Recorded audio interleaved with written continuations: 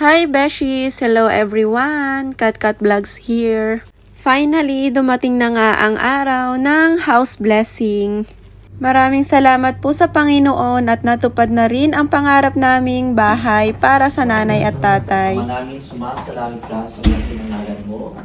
Sa amin ang kaharian mo, sundin ang loob mo dito sa lupa para nasa langit. Bigyan mo po kami ngayon ang aming kailangan sa araw-araw. At patawarin mo kami sa aming mga sala para ng pagpapatawad namin sa nagkakasala sa amin. Huwag mo kami pinipulot sa tukso, pinadya mo kami sa lahat ng masama. Amen. Panginoong Maria, pupuno ka ng grasya, ang Panginoon Diyos ay sumasa iyo. Huwag kang pinagpala sa babaeng lahat at pinagpala naman yung anak mo si Jesus. Santa Maria, Ina ng Diyos, ipanalangin mo kaming makasalanan, ngayon at kung kami mamamatay. Amen. After 3 months and half nga ay natapos na ang renovation ng bahay. 10 years mahigit nga rin kaming nangungupahan sa Antipolo dati. Kaya naman sabi ko kaya ako nag-abroad dahil gusto ko nga makabili ng sarili naming bahay. Meron nga kaming bahay sa probinsya pero hindi sa amin yung lupa.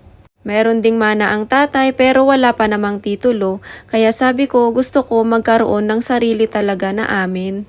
Kaya maraming salamat sa Panginoon at natupad ito. Talaga lang ha?